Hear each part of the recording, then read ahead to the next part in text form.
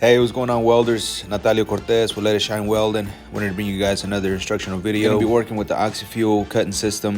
I'm gonna show you guys how to set a proper cutting flame and also a few steps on how to cut straighter and easier. Getting right into it, once you set your acetylene flame, you want to give it a little bit of oxygen, but you notice that I keep bringing in and out that tail with that oxygen. I hold the lever all the way down, give it a little bit more oxygen to clear up the preheating flames, as you guys can see right there. Once I see that, my flame is set about 90%. Over time, you'll get way better, faster, it'll get easier. For now, this is a good technique to start with. Once you have your cutting flame set, now you want to do a few dry runs so you can ensure that you can get from point A to point B with no issues, just like as you guys can see here. There's a lot of things that go on during the dry run. I'm gonna show you guys without the glove and with the glove what to do with your hands, fingers, elbows, body, pretty much. And here I'm just giving you guys an example of what I typically do with my hands, my wrists, my fingers, how I hold my torch. These are the few techniques that have helped me in the years that I've worked with the Oxyfuel cutting torch. This is what I use to keep straighter lines, circles, squares, whatever shape that I'm cutting, helping my line stay straight, making my cuts easier, smoother. Slow is smooth, smooth is fast.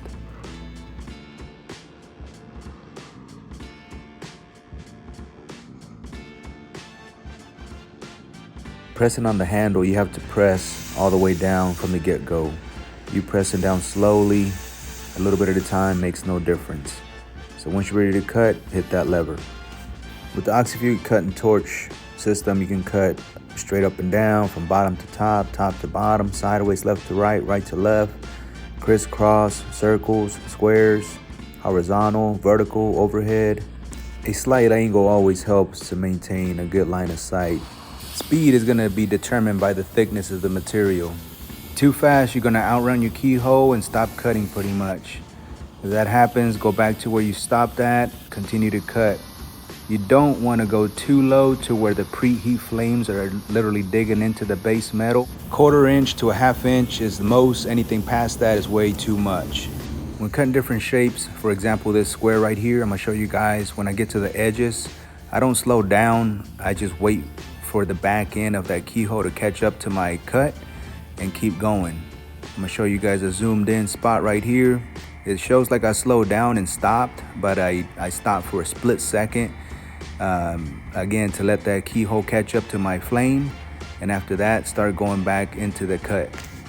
You guys can actually see the actual speed on the next few corners.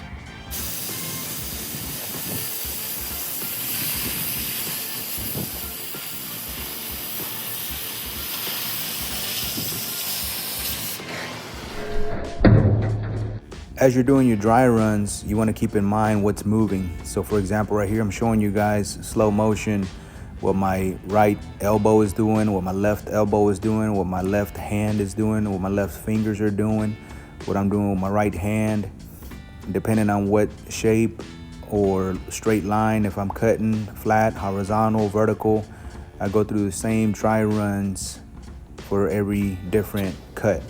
Establishing a good line of sight as you're doing a dry run is very important.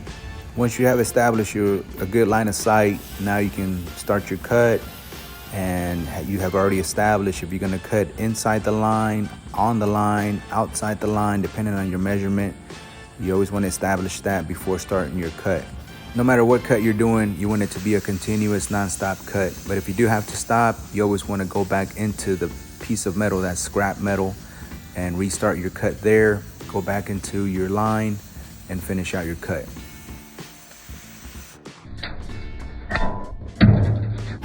Slow is smooth, smooth is fast. Keep your eye on the line, continuous, slow, smooth movements. Hope you guys got something out of this. Let it shine, baby.